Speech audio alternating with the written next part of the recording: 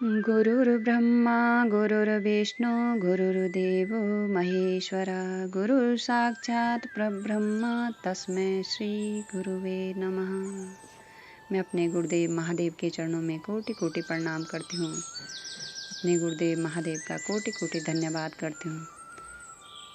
माँ भवानी के चरणों में कोटि कोटि प्रणाम करती हूँ। सभी गुरु भाई बहनों के चरणों में कोटि कोटि प्रणाम करती हूँ और सभी का बहुत बहुत धन्यवाद करती हूँ।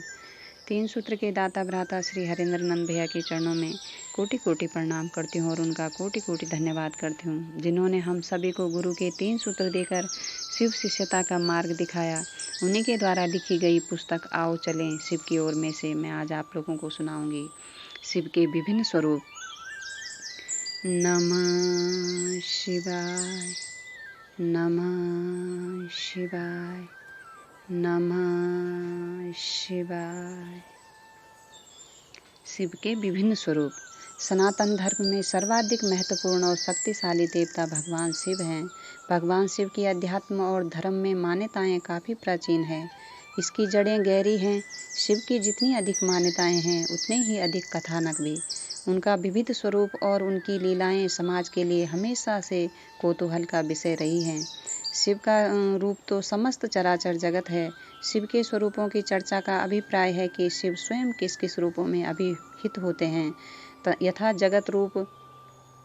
जगत गुरु, दक्षिणामूर्ति, पंचानन, महामृत्युंजय, अघोरेश्वर, योगेश्वर, नटराज, महाकाल आदि अनेक नाम हैं जो मूलतः शिव की संज्ञा से जाने जाते हैं। एकादश रुद्र में उन्हीं की उपस्थिति प्रत्यक्षतः परिलक्षित होती है। सहस्त्र नामावली भी शिव का स्वरूप है। हमारे वांग में इसकी विशद व्याख्या करते हैं। आइए इनके कुछ विशिष्ट स्वरूपों पर प्रकाश डालते हैं। जगत गुरु। समस्त जगत शिव की इच्छा है। उस महेश्वर की सृष्टि की इच्छा में पालन एवं लय अंत निहित है। शिव की इच्छा संपूर्ण जगत की नियामक शक्ति है। जगत का कण कण उनकी मानसिक तरंगों का प्रतिफल है। वे गुरु हैं, उन्हें जगत गुरु कहा गया है। वे गुरु हैं, उन्हें जगत गुरु कहा गया है। समस्त सृष्टि जगत गुरु भगवान शिव को अपना शिष्य भाव अर्पित करने की पात्रता रखती है। शिव की अनुग्रह शक्ति जिस मानव शरीर का आश्रय लेती है उसे गुरु का शरीर कहा जाता है।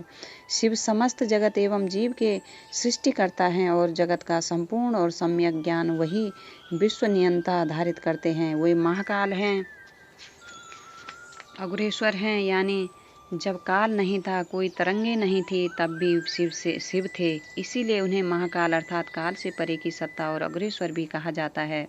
विदित है कि कोई वस्तु या सत्ता भले ही वह सूक्ष्म अथवा स्थूल हो, उसके सृष्ट होते ही काल प्रभावी हो जाता है।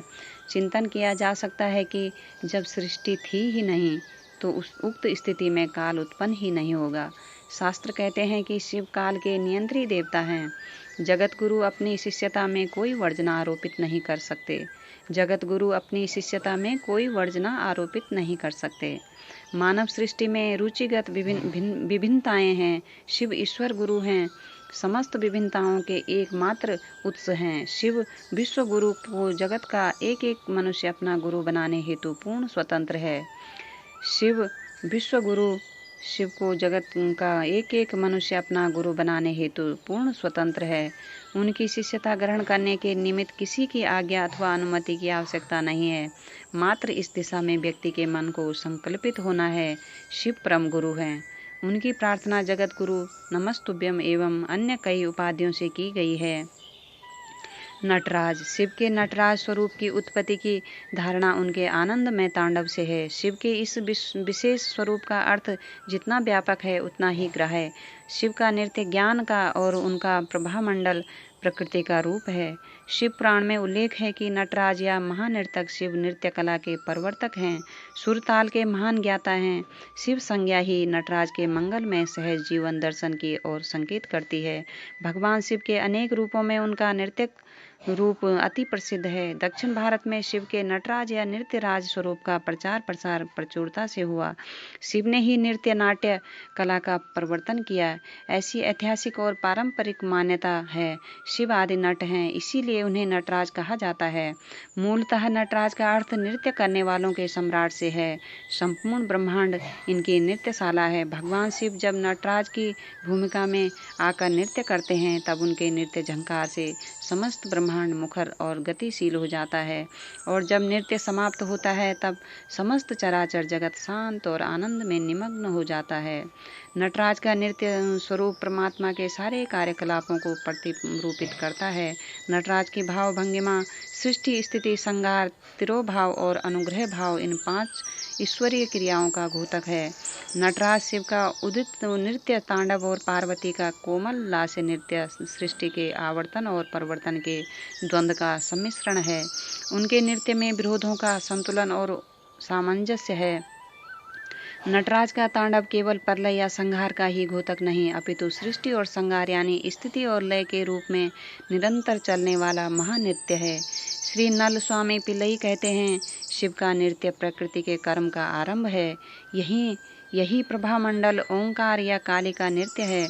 वैसे भी ओढ़रदानी शिव कभी अप्रसन्न नहीं होते, किंतु मानव जब धर्म के विरुद्ध आचरण करता है तभी वे क्रुद्ध प्रतीत होते हैं।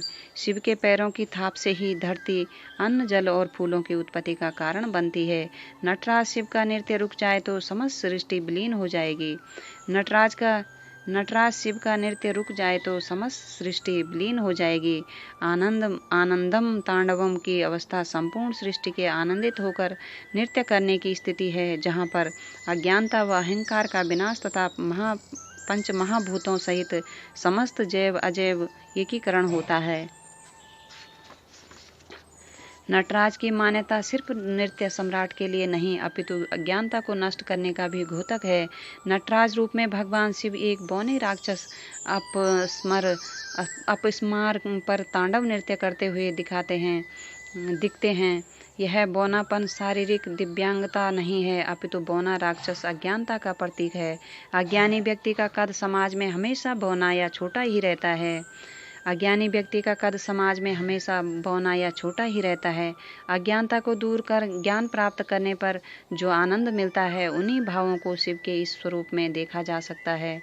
इसी मुद्रा में उनके बाएं हाथ में अग्नि भी दिखाई देती है, जो विनाश की प्रवृत्ति है। शिव को संहारक भी माना जाता है। यहाँ अपनी इस अग्नि से शिव सृष्टि में उपस्थिति नकारात्मकता को नष्ट करते हैं और फिर पुनर्निर्माण का रास्ता प्रशस्त करते हैं। महानृत्य की मुद्रा में शिव का एक पैर उठा हुआ है, जो स्वतंत्र रूप से निरंतर आगे बढ़ने की प्रेरणा देता है। अपने इस रूप में भगवान शिव जीव और प्रकृति की सार्वभौमिक स्वतंत्रता का उद्घोष करते हैं।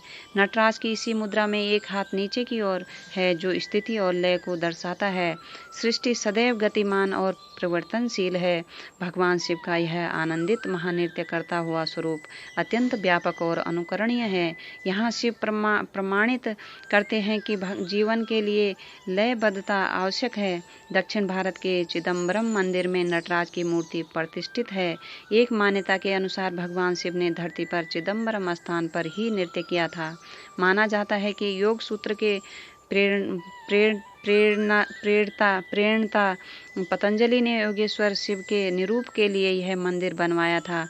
ऐतिहासिक तथ्यों के अन्वेषण से ज्ञात होता है कि दक्षिण भारत के महान चोल साम्राज्य के राजाओं द्वारा 8वीं से 10वीं शताब्दी तक शिव के नटराज स्वरूप को पूर्णता और प्रसिद्धि दी गई।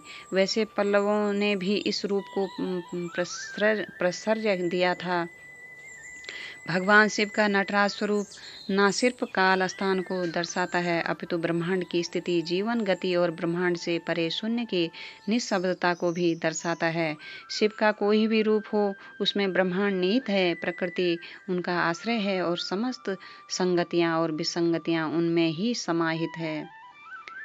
नमः शिवाय, नमः शिवाय, नमः शिवाय।